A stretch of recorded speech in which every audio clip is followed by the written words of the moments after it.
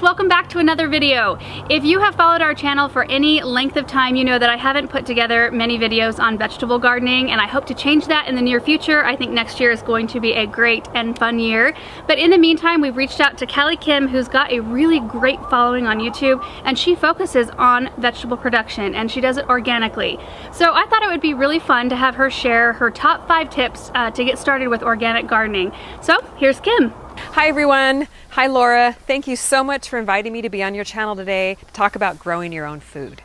Now, it's so much fun to grow your own food, and it's really rewarding to walk around your backyard, pick some tasty fresh vegetables, and then bring them inside to feed your family.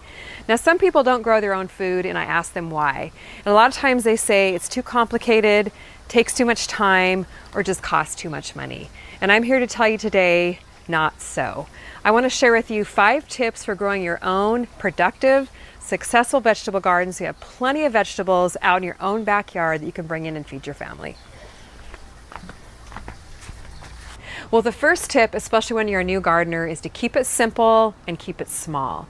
Don't worry about all that complicated garden information you might read out there on the internet. Just start with 2 to 3 vegetables that you really like, and even keep it small by growing something in a container right outside your back door. For example, you might want to grow like a little salad garden. I've got a tomato and a cucumber in here. If you added some lettuce, you'd have everything you need for a salad right outside your back door.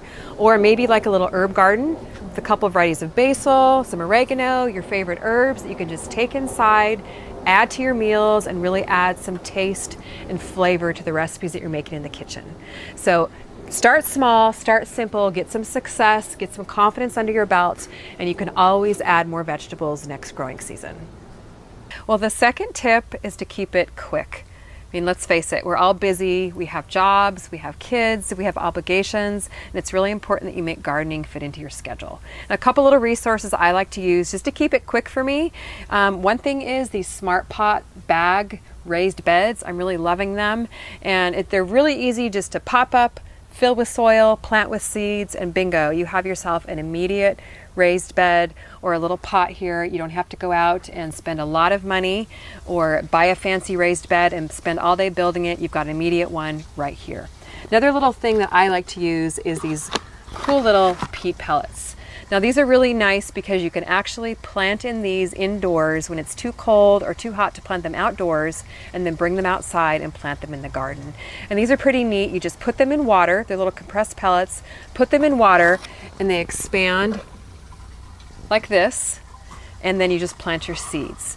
And these are also great because they're really inexpensive. That's actually my third tip, is keep it inexpensive. It does not have to break the bank. Now, one way you can spend a lot of money gardening is by buying all of your transplants at the garden center.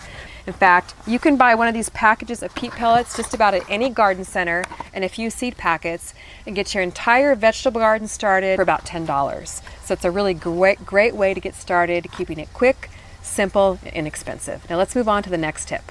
Fourth tip for growing a productive vegetable garden is to make sure you grow the right vegetables for the right season. Now, there's cool weather vegetables and warm weather vegetables. And if you're watching from the northern hemisphere right now, we're just coming into our fall season where the cooler weather is starting to arrive, and you can grow things like lettuce, leafy greens, root vegetables, and heading vegetables like broccoli, cabbage, cauliflower. And if you try and grow warm vegetables during the cool weather, you're going to get frustrated because they won't produce for you. If you're watching from the southern hemisphere, you're getting ready to plant your spring and summer garden, and the most productive vegetables for you will be things like tomatoes, eggplant, cucumbers, peppers, and those things love the long, warm days of summer and the warm nights, and will be very productive for you during this time of the year. And if you need some resources on how to grow specific vegetables, feel free to head over to my YouTube channel, where I have videos on how to grow almost any vegetable you could want to grow in your garden. Or you can visit my website, CaliKimGardenandHome.com, where I've got some great growing guides and ebooks and other kinds of resources that could help you grow a very productive garden. The fifth tip to growing a lot of vegetables outside in your garden is to automate your watering. Now, I have drip irrigation all throughout my garden, but even if you're just growing in a couple of small containers, it's really important to install some kind of irrigation, soaker hoses, and to get them on a timer. I mean, we all have busy schedules. We just don't get outside like we'd hoped, or we forget. Our plants die. We don't want our investment of time that we've already put in growing our plants to go down the drain because we forgot to water. And I've done it myself. So get your plants, get your garden on an automated irrigation system. So that way it really just takes the guesswork out of it. They get the water they need to be really productive for you. I hope you enjoyed the tips, and I hope they help you grow more of your own food. Believe me, you're gonna love the feeling of pride knowing you're growing your own vegetables out in your backyard. You can bring them inside, feed them to your family. They're healthy, tasty, delicious, and you know that you grew them yourself. So thanks for watching, guys. We'll see you in the next video.